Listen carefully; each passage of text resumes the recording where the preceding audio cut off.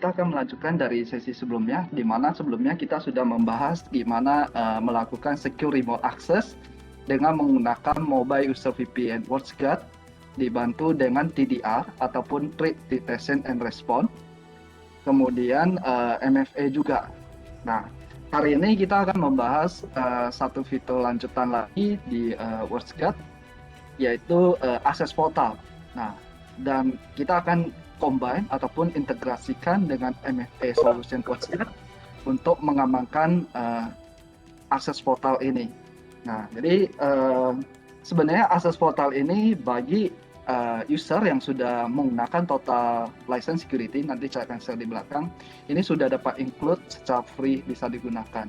Ya, oke. Nah, jadi nanti saya akan share, jadi apa sih WatchGuard Access Portal itu, kemudian Allpoint itu apa, mungkin di minggu lalu ada yang belum sempat join, ya nanti saya akan share sedikit, kemudian licensing scheme-nya, ya. Oke, habis itu nanti kita akan masuk ke cara konfigurasi baik si Access Portal maupun si Allpoint, VPN ini kita udah lakukan di minggu lalu, ya. Oke, nah jadi apa sih Access Portal itu? Jadi Access Portal ini boleh dibilang semacam VPN solution clientless, di mana kita mengakses resource di corporate kita tanpa menggunakan VPN client, ya. Dan di sini kita mengakses resource tersebut dengan menggunakan web browser, di mana aplikasi web browser yang kita gunakan menggunakan HTML versi 5, ya. Dengan solusi Access Portal, klien tidak perlu install software apapun, tapi sudah bisa mengakses resource di corporate. Nah, ini sangat memudahkan bagi beberapa user yang mungkin repot harus install ataupun mereka punya keterbatasan untuk menginstal aplikasi. Ya, oke. Dan tentunya akses ini disecure oleh HTTPS. Jadi akses ke Access Portal ini di-encrypt dengan menggunakan TPS protection. Ya. Oke, nah terus resource apa saja yang bisa disupport di Access Portal ini? Jadi user tanpa VPN client bisa mengakses ke corporate resource apa saja tanpa harus menggunakan VPN client. Yang pertama, external third party web application. Jadi kita bisa centralize access. Jadi misalnya kalau mereka mau buka SAP ataupun apa yang kita publish di cloud misalkan, ataupun kita yang hosting di cloud, nah, kita mau centralize mereka akses itu harus via Access Portal. Nah, itu kita bisa gunakan opsi ini. Nah, kemudian resource kedua yang kita support yaitu remote desktop. Nah, remote desktop di sini biasanya ada beberapa skenario yang digunakan oleh beberapa tim IT supaya bisa di remote dari manapun. Ada yang mempublish ataupun ada yang pasang IP public langsung ke server tersebut supaya bisa di remote desktop. Kemudian ada yang menggunakan VPN. Nah, kalau yang tadi menggunakan IP public langsung ataupun dipublish melalui NAT, ini sebenarnya sangat tidak direkomendasikan karena remote desktop ini adalah salah satu protokol di mana kerentanannya yang paling tinggi. Jadi paling banyak sekali attack ini menghadapi remote desktop ini. Nah, sehingga sangat tidak disarankan untuk mempublish remote desktop service protocol ini. Jadi kalau bisa paling tidak menggunakan VPN. Nah, atau kalau misalkan tidak menggunakan VPN, karena yang VPN itu kadang harus install client ya, user merasa ribet. Nah, kita bisa menggunakan Access Portal. Nah, mungkin bagi yang belum kebayang, nanti saya akan tunjukin juga. Jadi, dengan Access Portal ini sangat memudahkan kita untuk melakukan remote desktop ini. Dan kemudian ada SSH, ataupun ini adalah semacam remote service.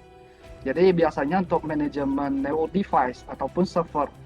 Jadi, kita bisa mengakses command line server ataupun network device tersebut dengan secure menggunakan SSH tanpa harus dipublish.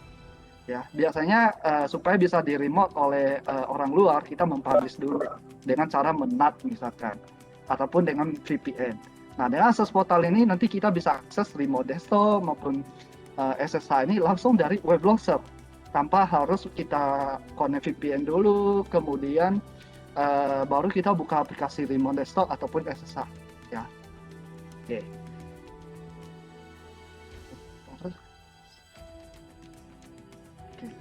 Nah, jadi kemudian internal aplikasi kita juga support. Saat ini internal aplikasi yang kita support itu adalah reverse proxy. Jadi reverse proxy ini adalah untuk internal aplikasi web based. Jadi kita support internal aplikasi yang menggunakan web based. Nah, nanti kita bisa menggunakan fitur reverse proxy ini. Nah, selain yang internal aplikasi web based tadi, kita juga support Microsoft Exchange Service. Jadi masih banyak juga yang masih menggunakan Exchange Service ini on-premise. Ya, nah bagaimana kita mengakses secara secure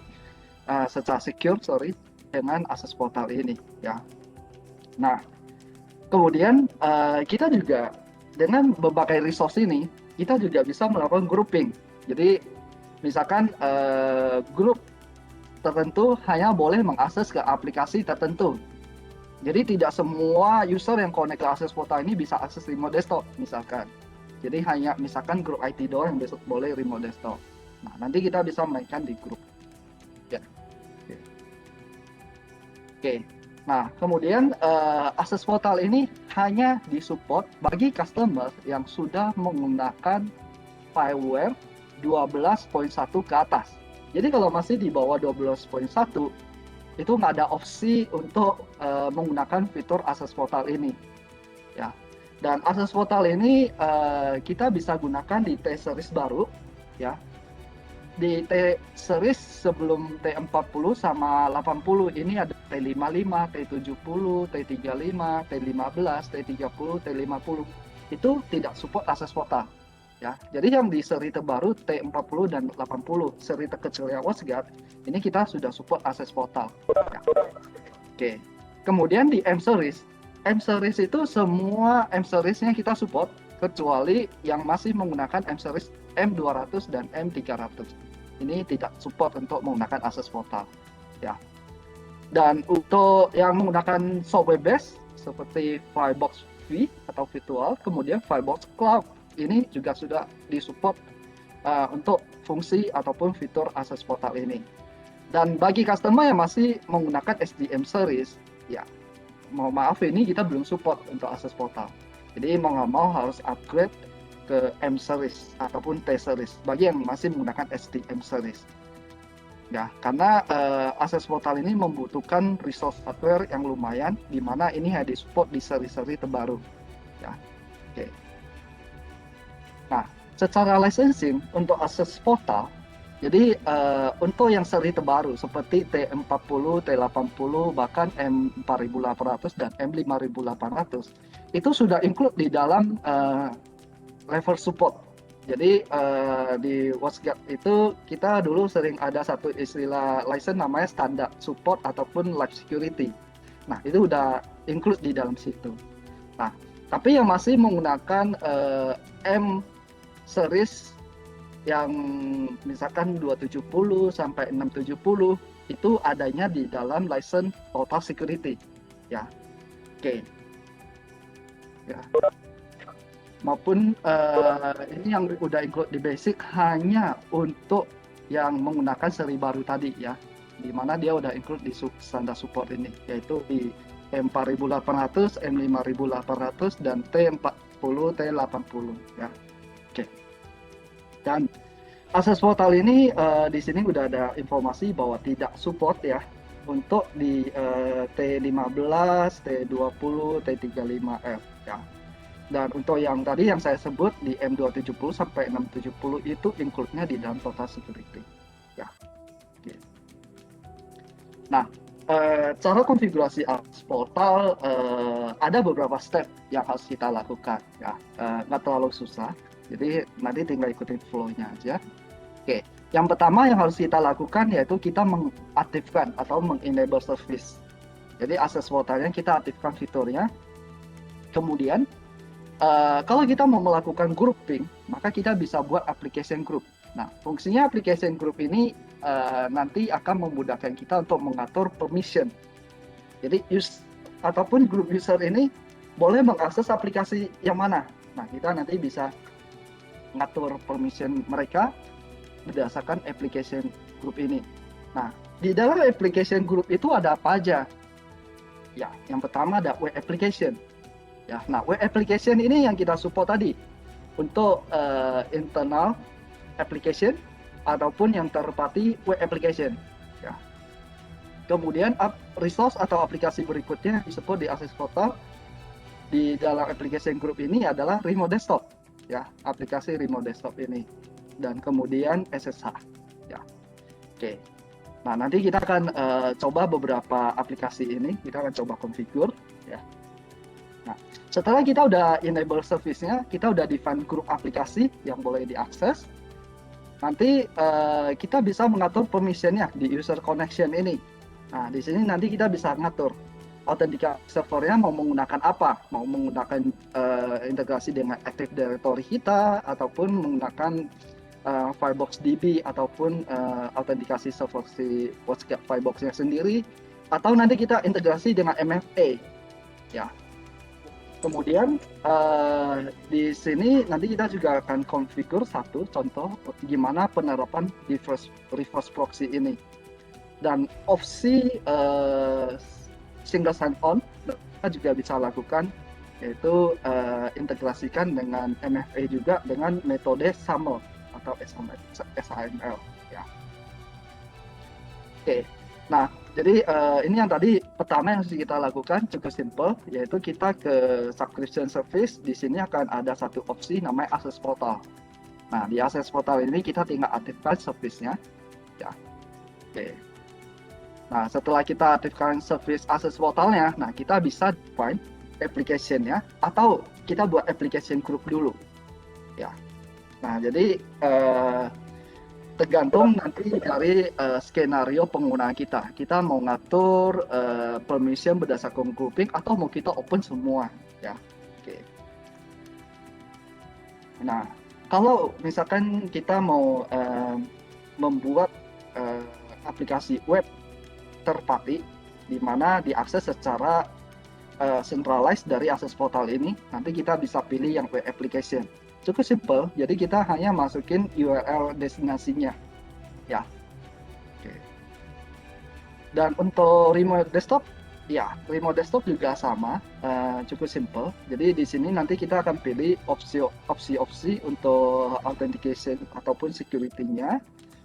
Untuk konfigurasinya kita perlu tahu adalah internal server yang mau kita remote desktop, IP-nya berapa internalnya.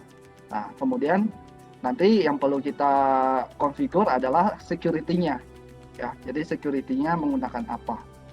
Nah, di sini ada opsi. Jadi nanti apakah nanti ketika remote desktop user harus masukin lagi user credential-nya, atau user tanpa harus masukin credential, kita udah input di sini. Oke, dan ini sessionnya kalau misalnya kita mau ngatur ya. Dan di sini kita juga bisa ngatur misalkan current depth-nya maupun resize method ya. Nah, kemudian aplikasi berikutnya yang bisa kita configure yaitu SSH ya. Jadi ya lebih kurang mirip dengan remote desktop tadi. Jadi itu kita harus tahu IP neo device ataupun server yang mau kita SSH internal, IP-nya berapa ya. Kemudian portnya default sih SSH 22, kecuali kalau di internal misalkan udah ubah port ya, maka ini perlu diubah, di adjust ya. Oke, dan ini sama, perlu masukin kredensialnya ya, atau nanti begitu user connect dia harus masukin kredensialnya ya. Oke, ini juga customization di display yang kita bisa ngatur. Jadi misalnya mau kelihatan konsolnya warnanya apa, nanti kita bisa ngatur di sini, font type dan lainnya. Oke, kemudian ya di sini user connection. Jadi kalau tadi kita udah define application group, nah, nanti di user connection ini kita bisa ngatur. Jadi misalkan grup ini hanya boleh akses ke aplikasi grup ini, ya nanti kita bisa ngatur di sini. Nanti mungkin di demo konfigurasi bisa kelihatan lebih jelas ya. Oke. Kemudian by default akses portal menggunakan port 443 kecuali kalau misalnya ada yang diubah ya. Nah, portnya menggunakan sama dengan SSL VPN. Ya. Nah, ini contoh kalau kita mau ngatur permission tadi ya. Jadi misalkan grupnya accounting hanya boleh mengakses aplikasi yang berhubungan sama accounting. Jadi kita bisa define application grupnya accounting. Ya. Jadi ketika dia login, yang muncul aplikasinya hanya berhubungan sama accounting. Ya. Dan di sini kita bisa define nanti aplikasi server, autentikasi server mana yang mau kita gunakan user kredensialnya untuk login ke akses portal ini. Ya. Oke. Nah, di sini kita bisa naik turunin. Jadi misalkan saya mau menggunakan AD, maka nanti AD-nya saya naikin ke atas sebagai default. Ya. Oke, atau kalau kita biarin defaultnya Firebox DB, maka ketika nanti kita login harus pastikan domain name ini ikut serta di kredensial pas kita login. Ya. Oke, ya ini yang port tadi saya bilang by default dia menggunakan 443 ya. Oke. Oke, nah saya akan masuk ke konfigurasi si access portal. Oke, topologi yang saya gunakan masih sama dengan sebelumnya, di mana nanti kita akan mengakses portal dari klien 168 ini sebagai user dari internet. Jadi ini IP external firewall ini adalah 160 ya. Dan internal server di sini ada segmen di 10.101.0/24 ya. Jadi saya akan mengakses ke si firewallnya dari eksternal. Ya. Jadi di sini kita bisa lihat status interface-nya. 160 itu adalah eksternal. Ya. Yang ke dalam itu menggunakan port ini di mana kita trunking ya. Dan di sini ada segmen internalnya.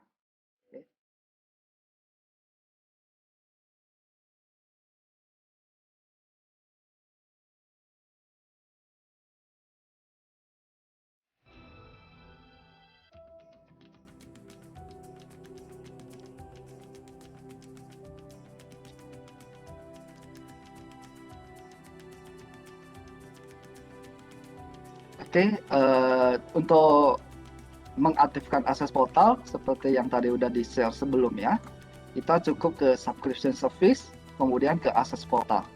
Ya. Nah, di sini kita tinggal aktifkan fitur si akses portalnya. Ya. Kemudian step berikutnya adalah kita define aplikasinya ataupun grupnya. Ya. Contoh di sini saya akan buat grouping.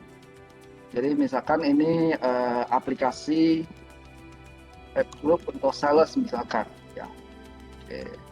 Kemudian saya akan buat lagi misalkan ini grup misalkan app group untuk IT misalkan ya.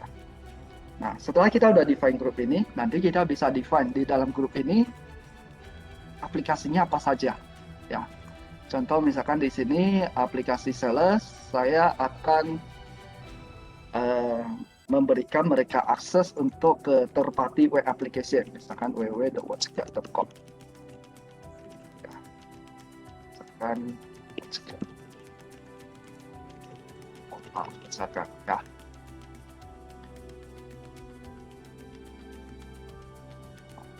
Ya. Oke, kemudian untuk IT, nah IT saya akan izinkan si IT untuk bisa ke remote desktop server ini dan SSH ke switch ini ya. Oke. Jadi yang saya perlu lakukan adalah saya buat remote desktopnya. Oke, misalkan FTP server. Ya. Nah, kemudian host IP-nya berapa? Jadi di sini server ini yang saya akan gunakan untuk remote desktop di mana IP-nya adalah 101.100 ya. Oke. Nah, kemudian user authentication. Nah, di sini kita bisa pilih defaultnya any. Any dia akan melakukan negotiation otomatis ya. Yang biasanya umumnya kita bisa menggunakan NRA ini ataupun Network Level Authentication ya.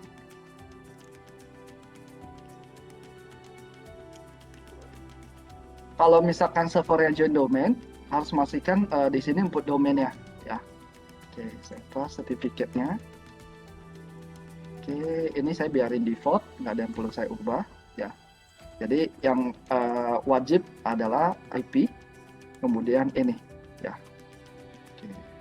Kalau misalkan kita pilih remote desktop, nah di sini kalau kita pilih require user to specific credential, begitu nanti mereka klik aplikasi remote desktop ini, mereka harus login kredensialnya.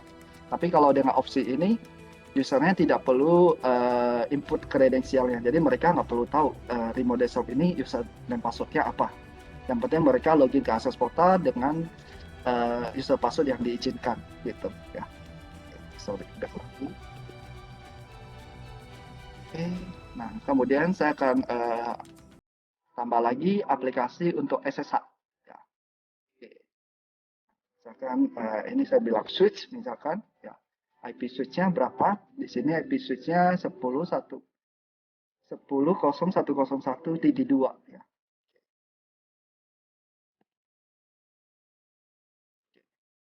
Kredensialnya. Ya. Oke. Oke, karena tidak ini nanti kita masukin aja di pas kita buka aplikasi. Oke, oke. Habis itu saya save. Nah, sebelum saya save, kita akan coba tes dulu ya. Ini dari eksternal.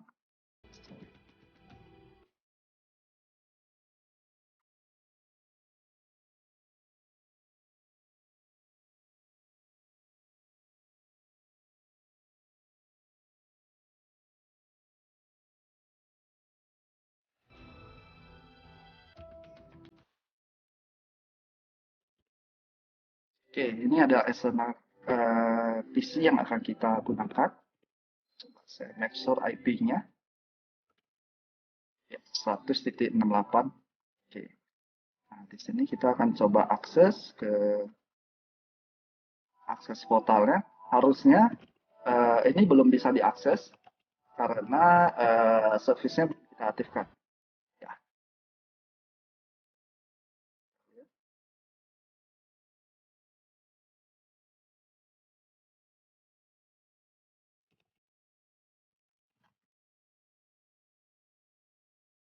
Ya, harusnya tidak bisa diakses.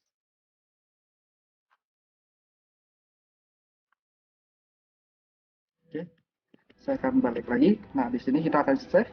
Ya, konfigurasi akses portal ini akan kita apply.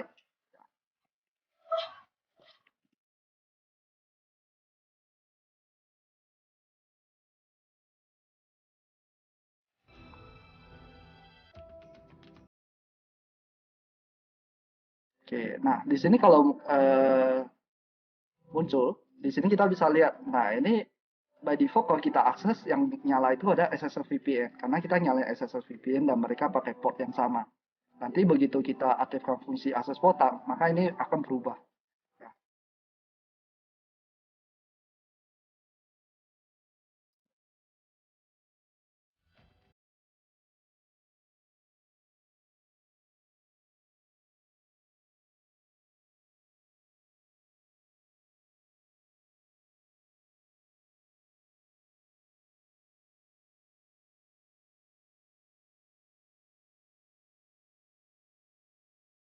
Enable akses portal.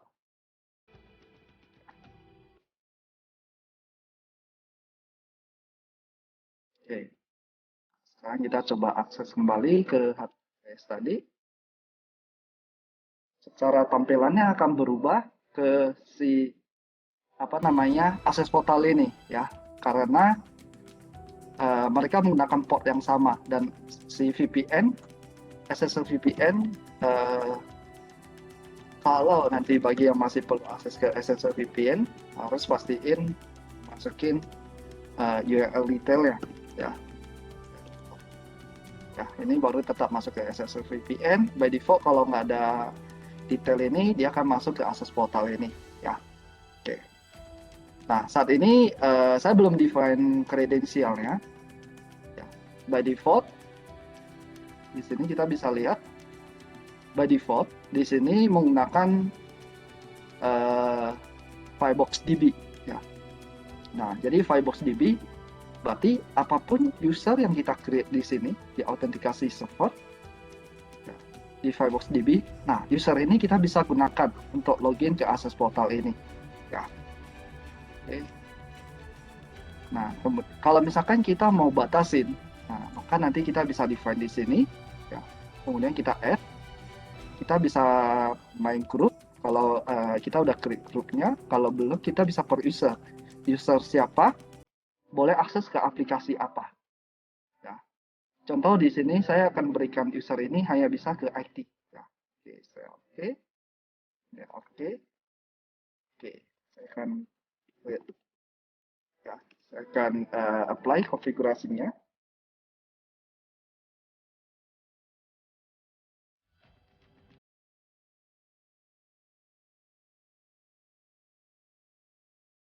Oke, saya akan gunakan user tadi untuk login.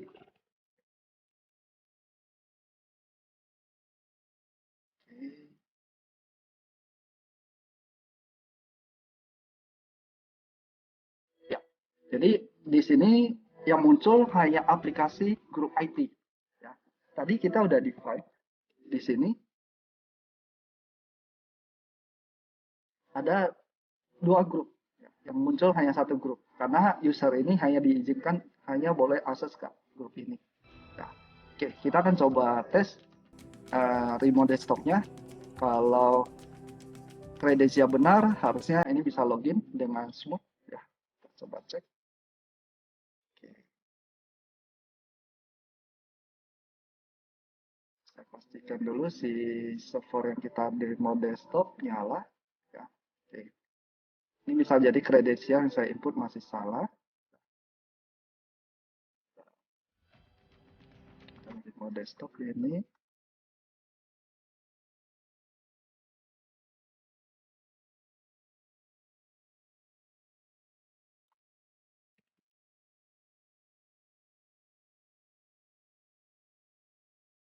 Oke, ya kredensialnya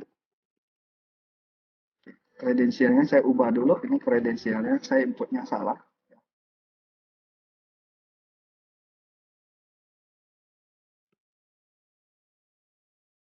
Oke. Saya akan save kembali.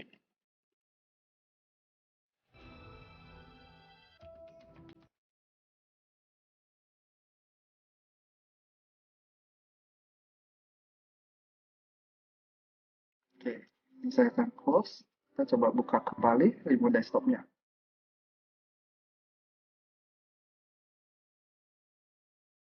Oke, ini berhasil.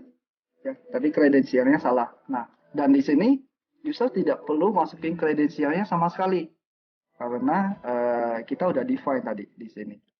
Jadi kredensial remote desktopnya kita udah define. Nah, kalau misalkan kita mau mengharuskan usernya nanti harus remote desktop dengan usernya sendiri, nanti maka kita bisa pilih yang menggunakan RDP ini. Dan di sini kita akan require dia untuk input kredensialnya. Ya. Oke, ini contoh remote desktop. Kita akan akses ke satu lagi yaitu switch. Nah,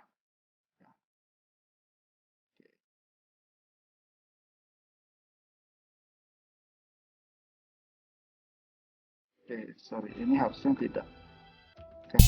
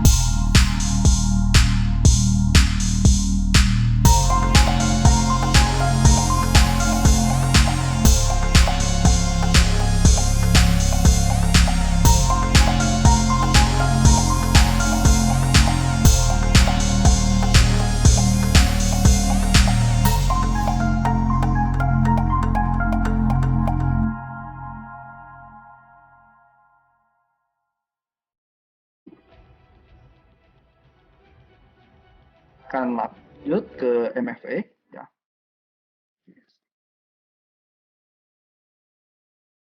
Ya, MFA mungkin minggu lalu ada yang sudah ikut ya, ada yang mungkin hari ini baru pertama kali ikut ya. Oke. Nah, jadi MFA ini adalah salah satu proteksi tambahan di mana ini proteksi tidak hanya sebatas password. Jadi fungsinya salah satunya itu mencegah terjadi credential breach. Jadi saat ini banyak sekali terjadi kebocoran kredensial data baik VPN user, web aplikasi, internet aplikasi dan lainnya. Dan kadang user itu menggunakan satu password untuk semua aplikasi. Ini risikonya cukup besar kalau misalkan kredensialnya tadi bocor. Nah, maka kita bisa proteksi untuk login ke aplikasi yang kritikal dengan MFA ini. Ya, oke. Nah, jadi di MFA WatchGuard ini atau di WatchGuard produknya namanya WatchGuard Allpoint, ya, di mana ini memberikan autentikasi tambahan. Jadi multifaktor, jadi lebih dari satu faktor autentikasi. Dan kita bisa menggunakan mobile apps ataupun hardware token, ya. Dan kemudian apa yang bisa kita protect dengan MFA ini? Jadi salah satunya adalah login ke komputer atau ke server, login ke VPN, ya. Jadi tidak hanya untuk WatchGuard. Jadi selain aplikasi WatchGuard, ya kita juga bisa protect dengan menggunakan WatchGuard Allpoint ini ataupun MFA. Atau bagi customer yang sudah menggunakan cloud service, ya. Nah, contohnya misalkan Google Suite, Office 365, ataupun aplikasi-aplikasi cloud lainnya. Nah, di mana mereka sekali login ke satu web aplikasi, udah multiple aplikasi di dalam web itu tanpa login lagi, ataupun sering disebut single sign-on. Nah, itu resikonya besar karena begitu kredensial tadi satu aja yang bocor, berarti semua aplikasinya bisa diakses karena menggunakan single sign-on. Nah, maka kita bisa proteksi dengan MFA ya untuk mencegah hal tersebut. Dan kemudian ya bisa untuk aplikasi lain juga. Ya.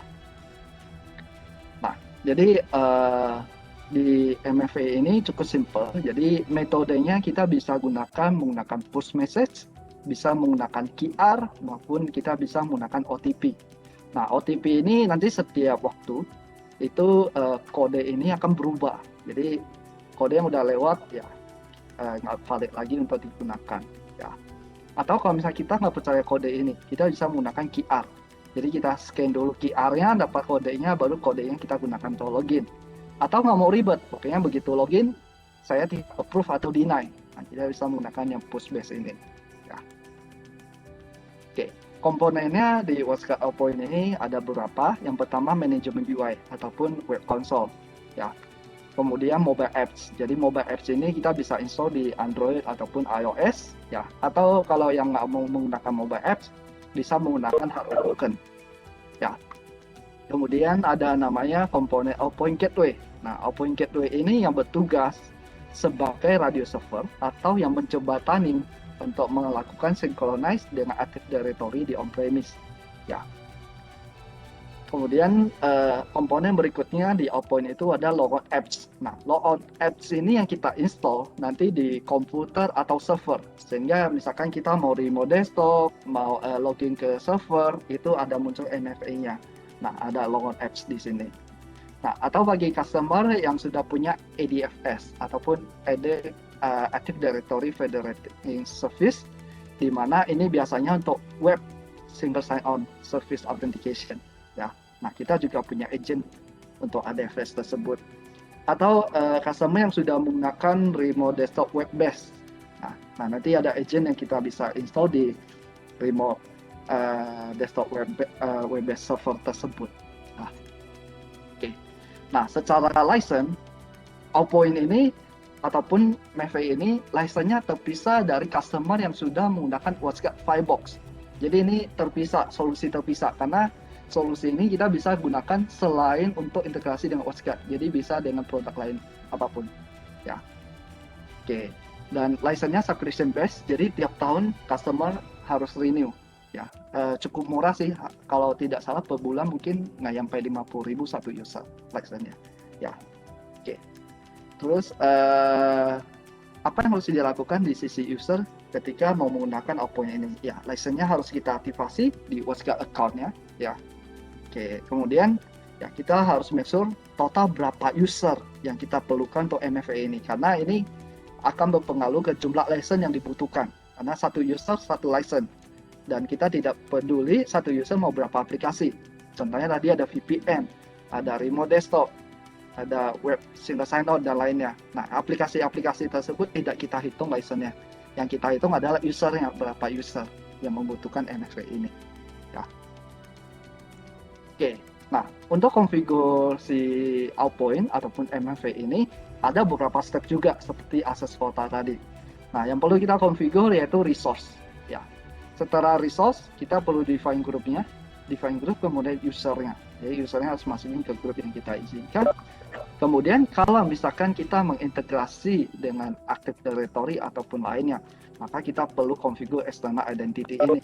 Tapi kalau tidak, ini kita bisa skip. Ya. Kemudian Outpoint Gateway ini wajib kalau misalkan kita mau integrasi autentikasi ke MFA ini dengan menggunakan Radius misalkan, ya maka gateway ini wajib.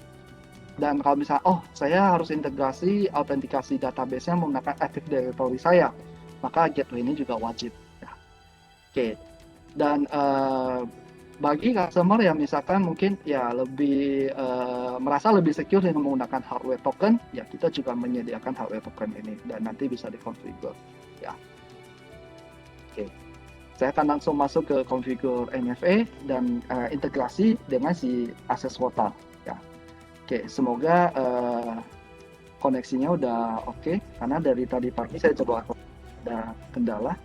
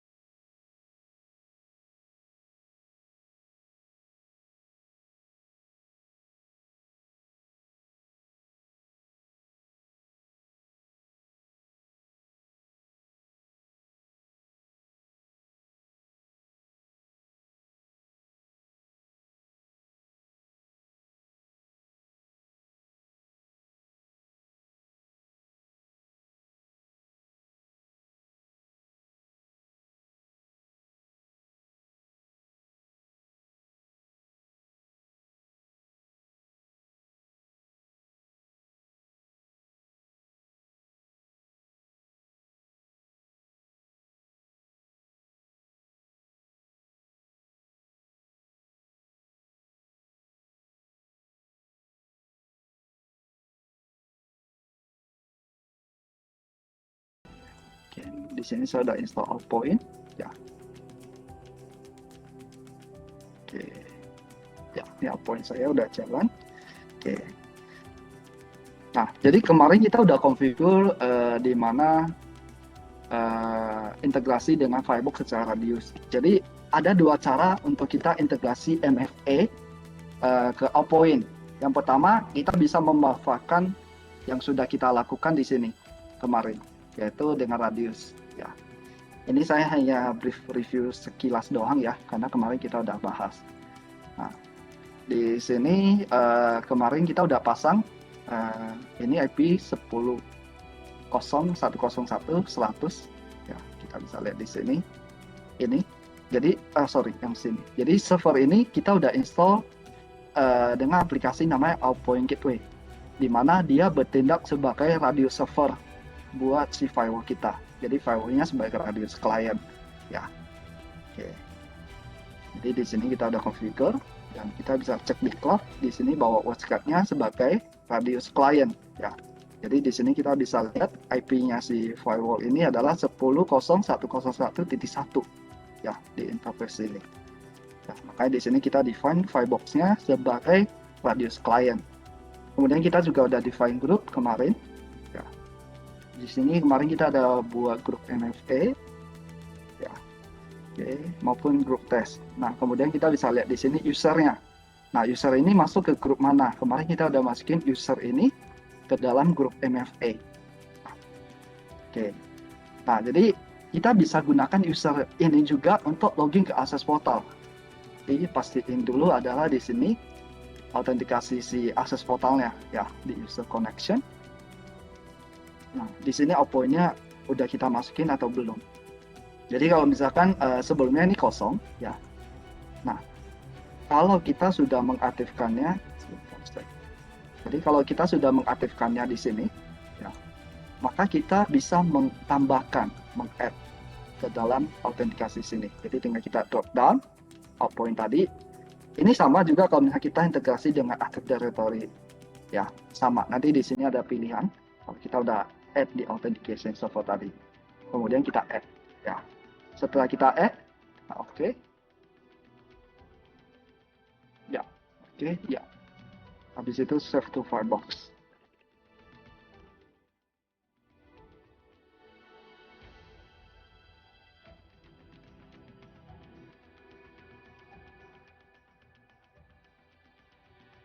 Oke, saya akan pastikan dulu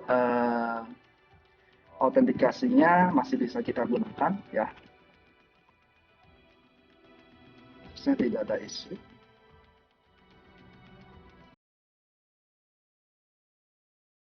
Oke, saya lihat NFA-nya.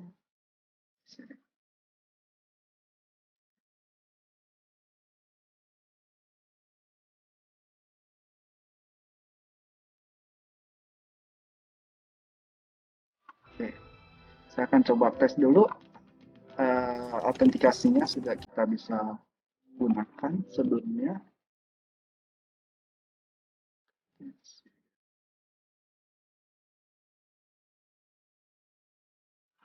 Oke, kemarin kita create demo user.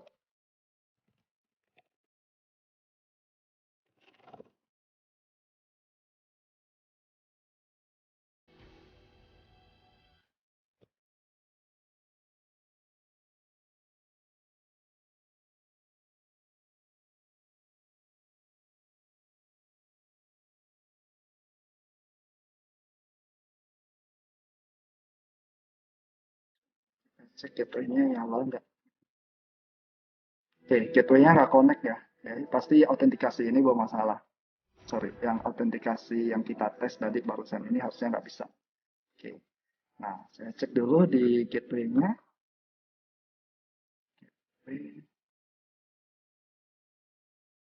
Karena ini kan saya sempat nyala matiin, jadi service-nya kemungkinan nggak jalan.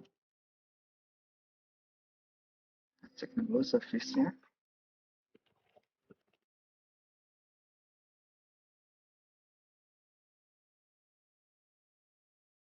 Oke, ini network-nya bermasalah, makanya kita nggak bisa. Bentar ya. Oke, baru connect network-nya. Coba saya cek kembali di sini.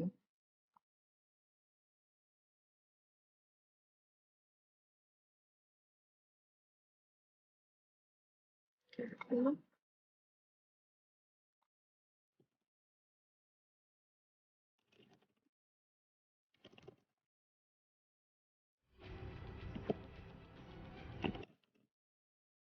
Ya, offline gateway service-nya nggak jalan.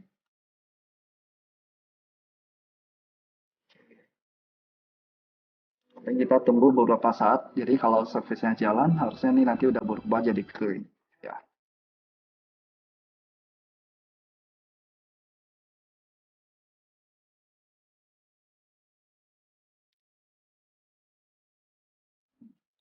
Oke, statusnya udah nyala.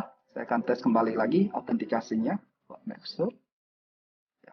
Sebelum kita nanti tes integrasi dengan si akses portal. Ya. Kita make sure dulu autentikasi ke MFA secara radius sudah berhasil. Ya.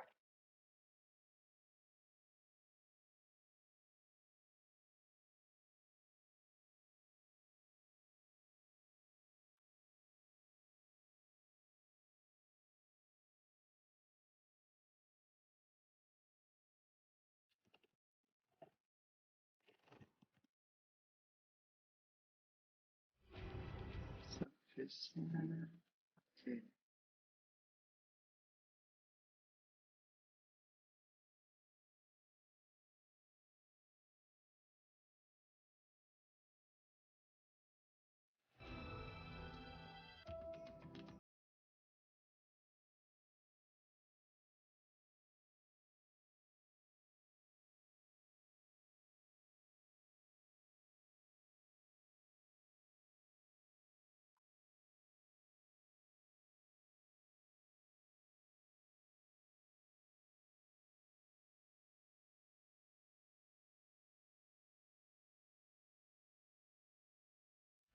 Oke, harusnya kitanya udah jalan.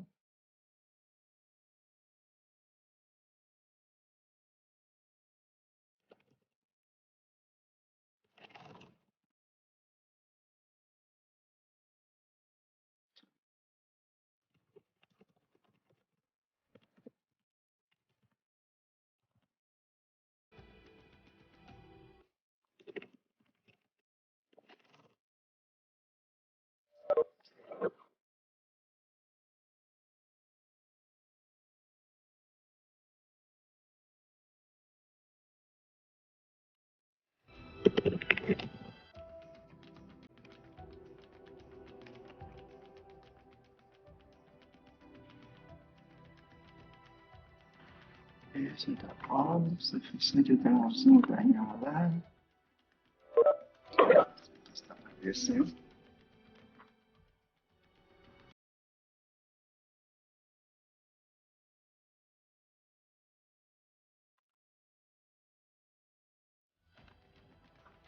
Demo user.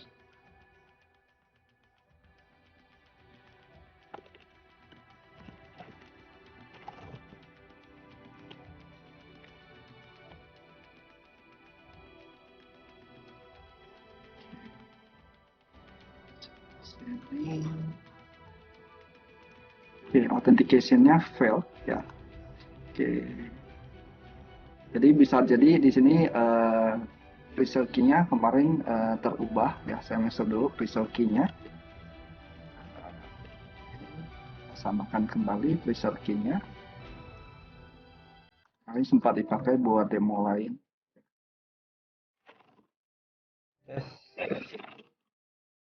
Yes, ini. Sorry yang baru join mungkin boleh di training ya.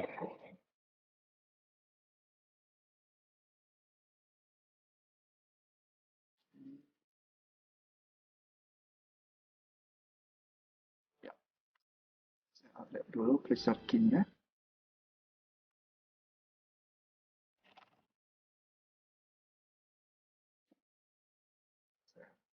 Kita tes kembali lagi autentikasinya.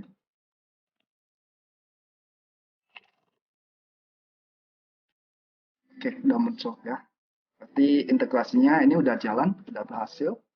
Ini karena kemarin saya pakai buat demo lain, jadi preset key-nya udah diganti. Ya, oke. Nah, kalau integrasi secara radius ini kita udah jalan seperti yang sebelumnya di sesi minggu lalu.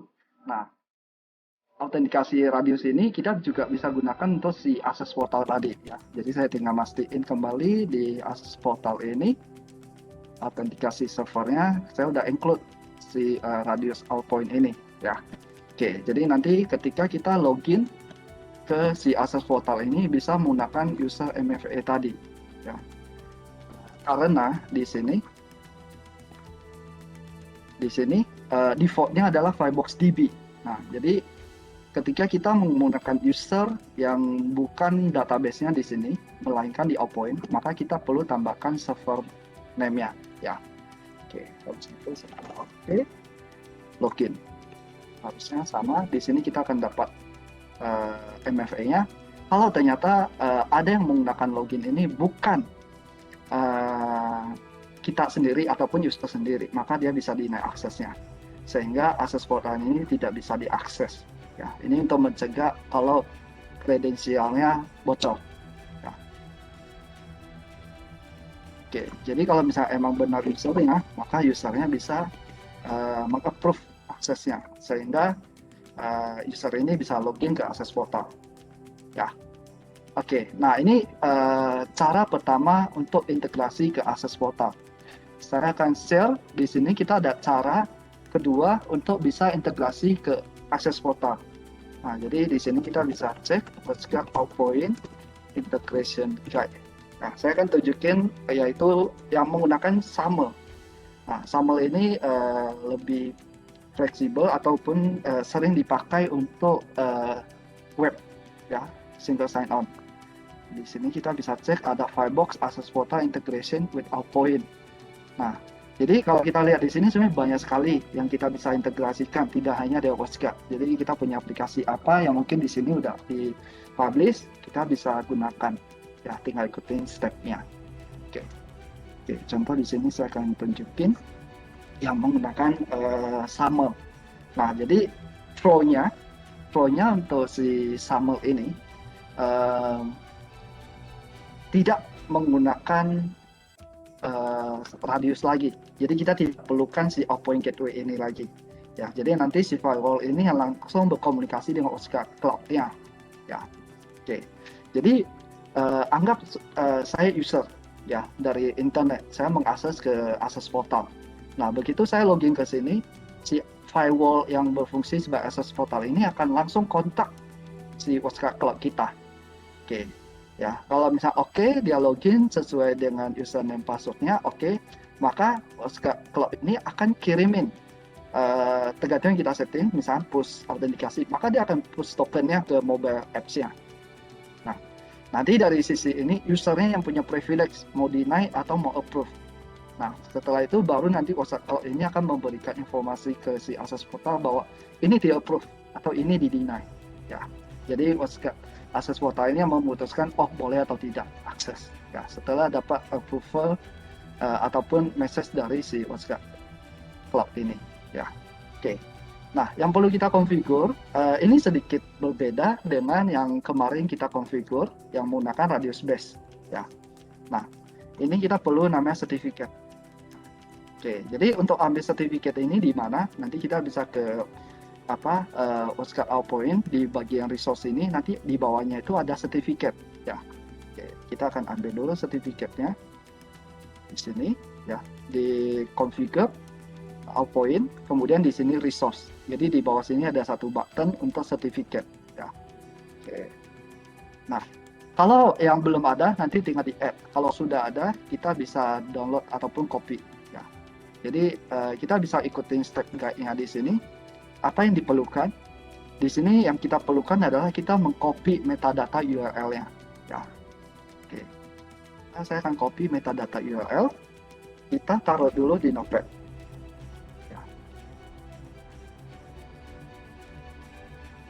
Kasih nama, misalkan ini metadata URL. Ya. Oke. Nah, step berikutnya apa yang harus kita lakukan? Ya, setelah kita udah dapatkan metadata URL, maka kita bisa login ke firewall. Nah, di sini step ini tadi kita udah lakukan, jadi kita tidak perlu lakukan step ini lagi. Jadi kita bisa langsung membypass ke step SAML ini. Ya. Contoh di sini ditunjukin via web UI. Nah, kita bisa menggunakan policy manager juga. Ya, di sini kita bisa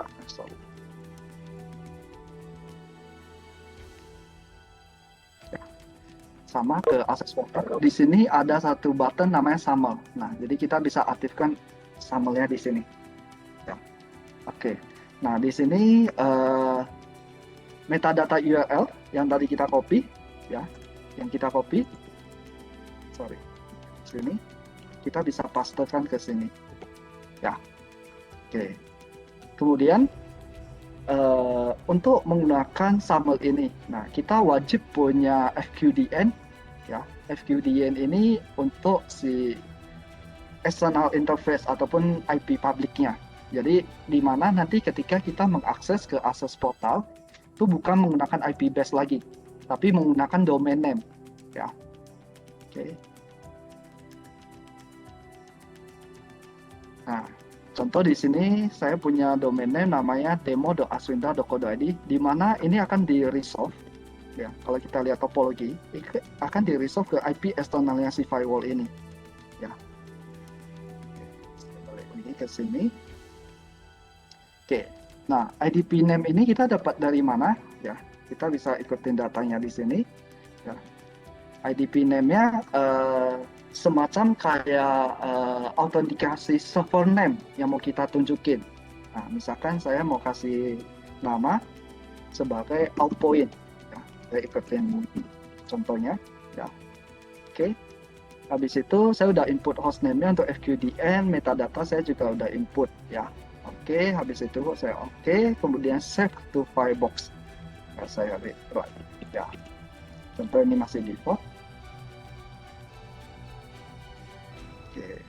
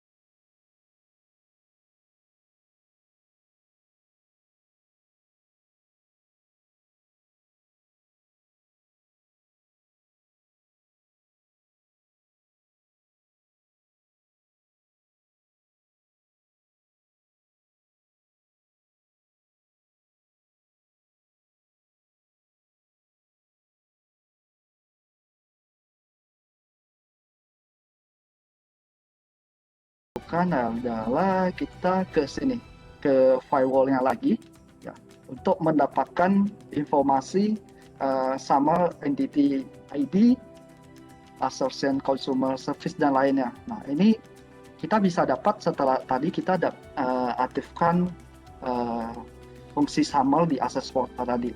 Nah, untuk akses ke sana, ya, karena by default kita menggunakan 443 portnya, jadi kita bisa langsung akses tanpa portnya. Jadi langsung masukin aja HTTPS IP Firebox tadi 60, oke, kemudian slash. Nah, di sini kita perlu informasi ini. Jadi di sini out XML ya. Oke.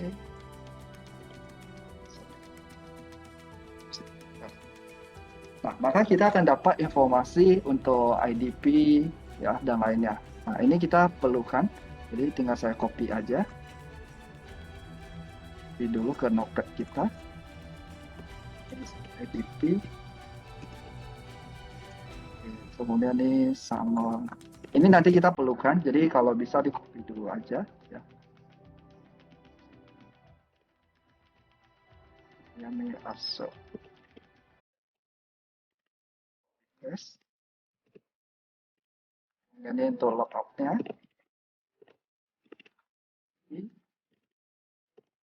Kemudian sertifikatnya ya, copy.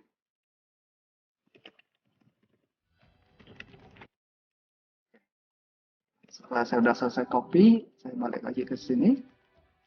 Oke, nah setelah sudah kita copy informasi ini, informasi yang tadi kita copy akan kita masukin ke dalam postcard outpoint yang kita akan configure di resource SAML-nya ya. Oke, ke sini kita akan add resource ya. Resource-nya yang kita add adalah SAML ya. Oke, habis itu saya add resource. Nah, resource di sini kita bisa kasih nama bebas, misalkan access portal ataupun apa. Ya, jadi kita bisa define. Kemudian nanti kita perlu masukin informasi-informasi ini yang tadi kita copy.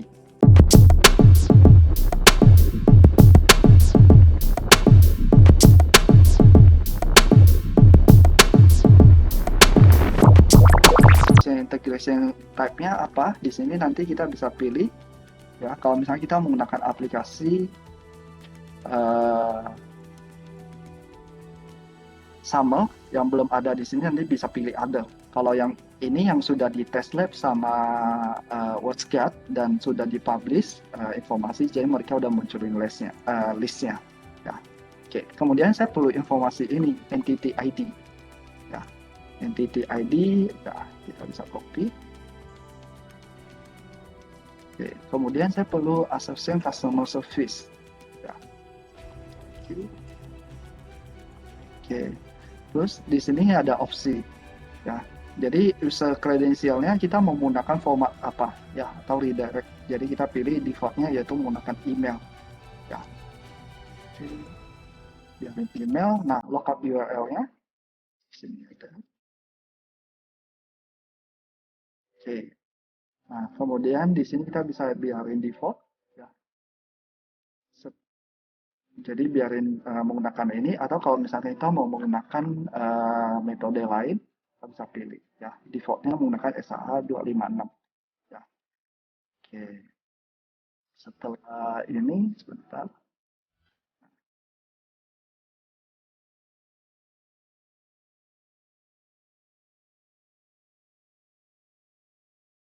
Oke. Step sertifikatnya tadi kan kita sempat kelewat. Saya mix dulu.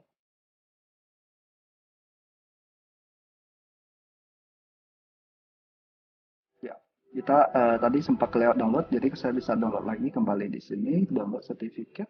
Ya. Taruh misalkan ini, ya, demo.aswendra ya. Oke, save. Ya. Nah, sertifikat ini akan kita upload ke sini. Ya. Oke. Tadi ada di download. Oke, sertifikat ini ya. Oke. Kemudian di sini kita juga bisa mastiin lagi yaitu encryption-nya harus enable. Habis itu kita save. Ya. Oke. Nah, ini sertifikat yang tadi pertama kali kita ambil di resource ini. Ya, kecuali kalau misalnya tadi kita add baru, jadi harus pastikan sertifikatnya sesuai yang di add. Ya. Oke, habis itu save. Oke. Nah, kalau sudah, kita akan coba akses ke akses portalnya lagi. So, menggunakan FQDN name ya. Jadi begitu kita aktifkan di sini SAML, subscription access portal SAML, maka nanti akan muncul satu opsi di sini. Ya, jadi di sini yang kita gunakan untuk login menggunakan tadi local database-nya Firebox atau Radius ataupun Active Directory. Nah, kalau ini kita gunakan login dengan metode sama tadi SAML ya. Oke, saya tinggal klik. Kalau integrasinya berhasil, harusnya ini jalan ya.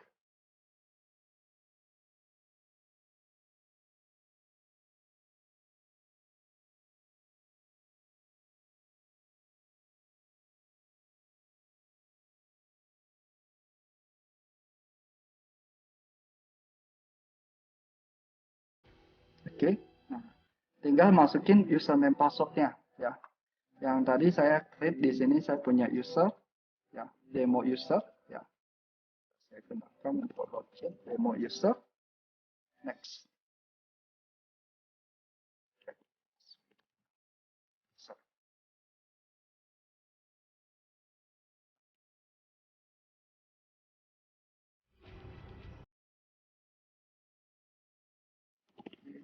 User.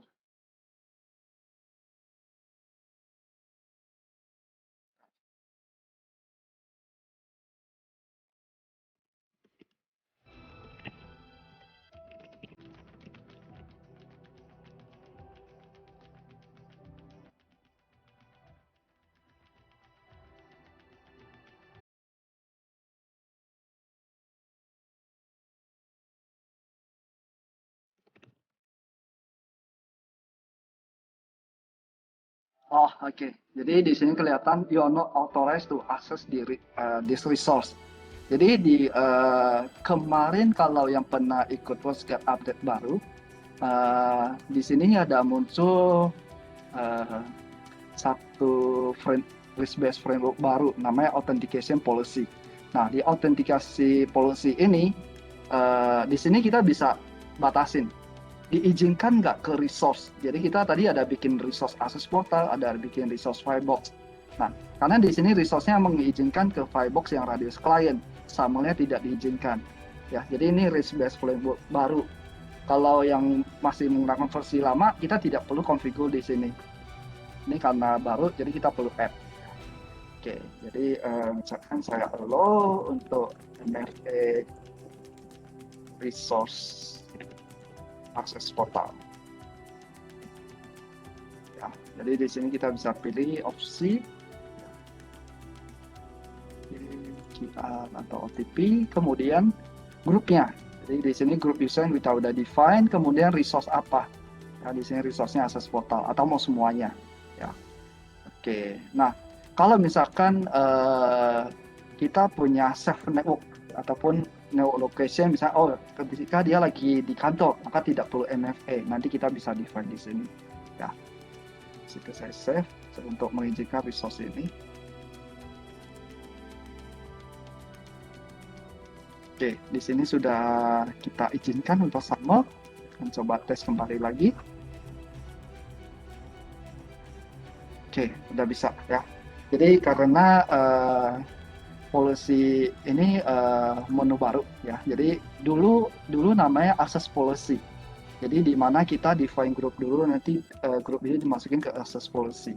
Sekarang kita udah bikin satu risk based framework baru namanya authentication policy. Nah, di sini saya passwordnya, saya push, harusnya MFA saya dapat token. Ya. Sama kalau bukan kita, tinggal kita deny, kalau iya tinggal kita approve. Oke. Nah, nah ini contoh kalau kita menggunakan MFA, menggunakan SAML. Ya. Nah, kelebihan di SAML adalah kita bisa misalkan dia tidak perlu menggunakan password misalkan. Jadi kita bisa find di sini. Jadi cukup menggunakan push misalkan. Portal.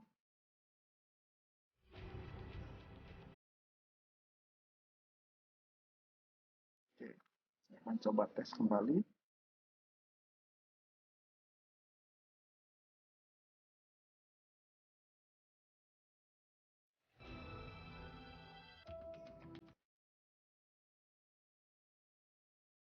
User demo user. Nah, di sini kita udah tidak perlu gunakan password. Saya bisa langsung pakai send push. Ya. Jadi user tidak perlu repot-repot lagi hafalin password apa. Jadi mereka udah tidak perlu menggunakan single password. Ya.